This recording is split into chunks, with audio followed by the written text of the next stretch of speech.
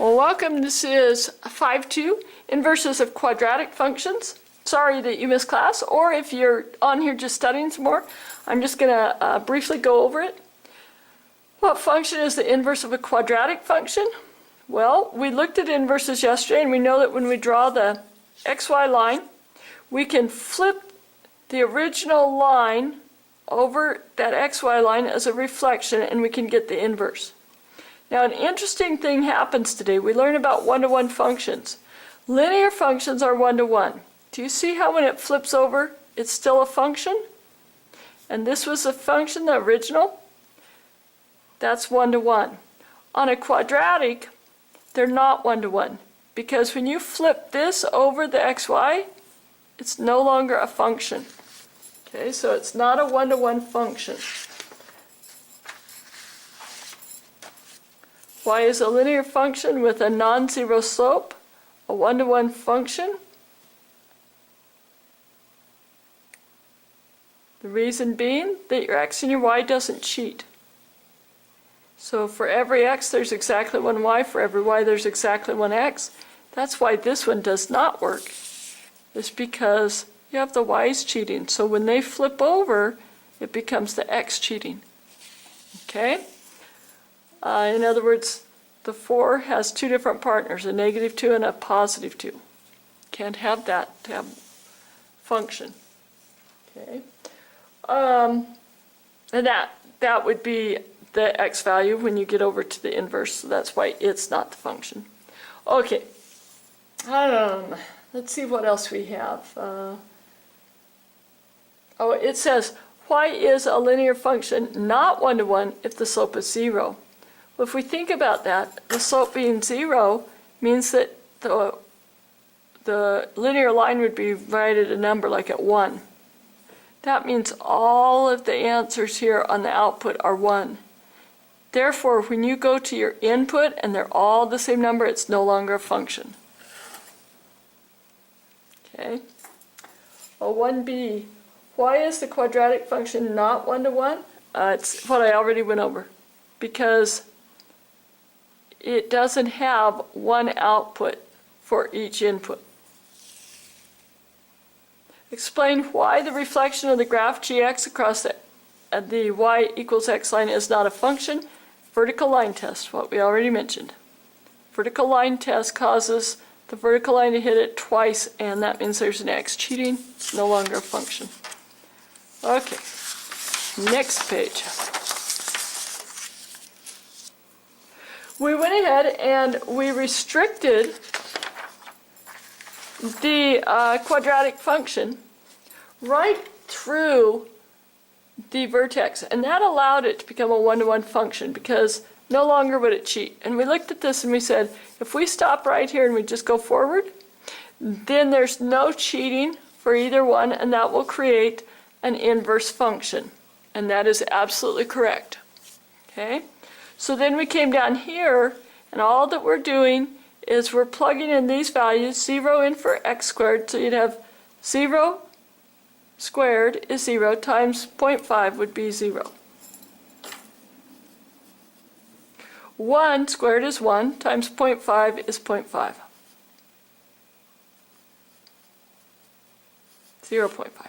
Okay, 2 squared is 4, half of 4 is 2. And so on and so forth. Then you'd come over here and you'd plot this, and you would get the half of the quadratic function that these points fit. Now take these points, put them in this table, and then to find the inverse, you're going to switch your input-output, so you flip them around. Then it says to go back up and graph this inverse on the graph. When you graph it, you should see, like you did yesterday, that it's a reflection across this xy line. Okay, next part. Now they want us to take the rule. Remember, I said I don't like to follow what they do. So I take the rule that I had up here, f of x equals 0.5 x squared, and I write it right here. Now I swap my x and my y.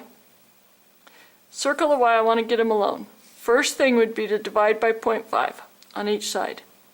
Now remember from previously, x divided by 0.5 is the same as x divided by half. We don't do complex fractions, we go ahead and simplify, so that becomes 2x, because you'd flip it to the top. 2x, and I can show you why that is, if you forgot.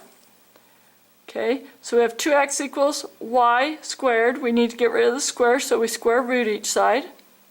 And we end up with square root 2x equals y. When solving the equation, 2y equals x squared, for x in part D, you use the definition of a positive square root. Why can you ignore the negative square roots? Well, think back to what we restricted our domain to be. Why can we ignore the negatives? Part of how we restricted our domain. How else could have we restricted our domain? Well, if you look back at this t-chart, we could have cut it off at 0 and taken all the negatives and no positives. So that's what you need to explain in here. Give me a full explanation. Don't just give me that. Give me a full explanation of what I just said. Pause the video and go back and listen if you need to. Okay, square root function. That's what you've just discovered is the inverse of the square is the square root when we restrict it to the positives. Okay? What are the domain and range of the parent square root function? Well, domain starts at 0, goes for infinity, and range going up and down starts at 0 and comes up towards infinity. Okay, when a is greater than 1, so we have ax squared in the quadratic function, that's a vertical stretch. In other words, when I put a whole number in here, you know this, we pull it up or we stretch it away from the x-axis. Now, when I find the inverse, that whole number becomes a fraction. So it looks like it would be a shrink. But in fact, it's been stretched up from the x-axis, so when it comes across that line, it's still stretched this way. So we call it a horizontal stretch by a factor of a. So you've got to be able to think back to what the vertical stretch was probably to make sense of why it's by the factor of a. Okay?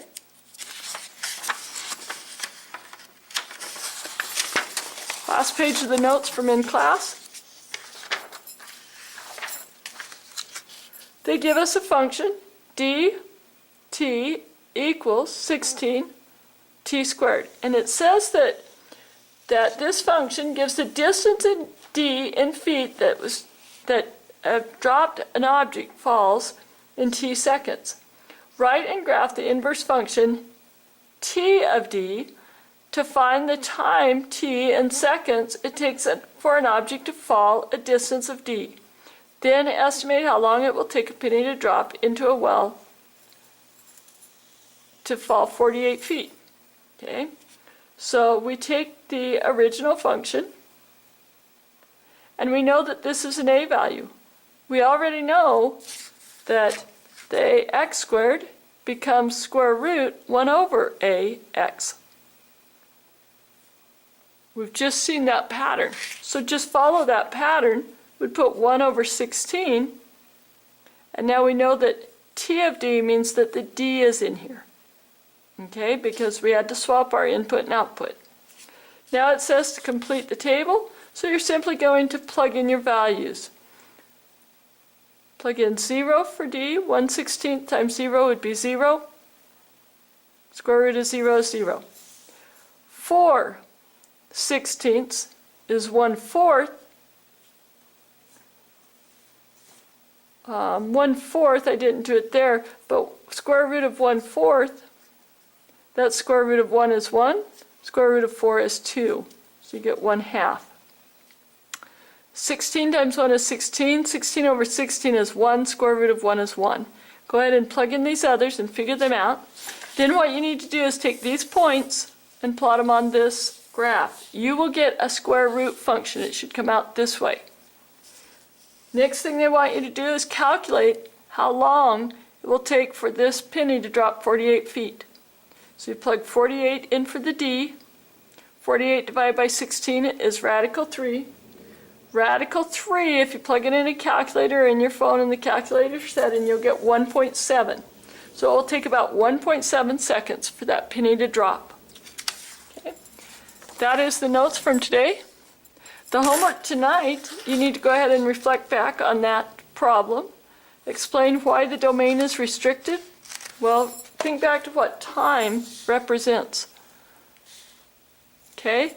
Time can't represent a negative amount, correct? So you need to explain that here.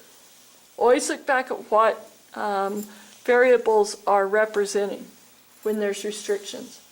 Describe another way that you could estimate the time it would take a penny to fall 48 feet. Well, you could also go to your graph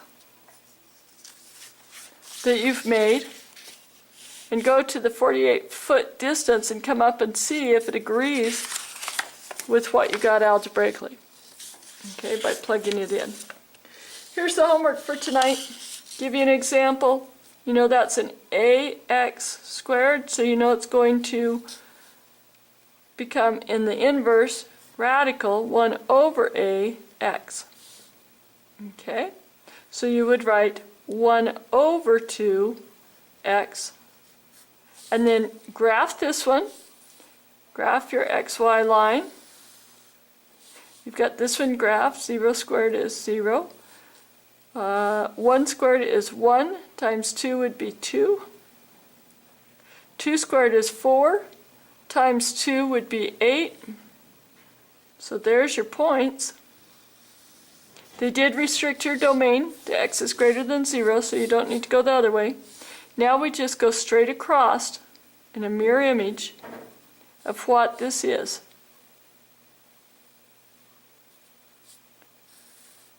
Whoops. That's your inverse. This is your original. You go ahead and do the rest of these. Okay? On the back side, definitely come in and see me, but it's the same principle. That's 1 over a. So in the inverse, you know that it's going to be, instead of 1/9, it'll become 9, radical 9a. And then you're expected to graph these and go through those problems. So you can get it. We'll see you tomorrow.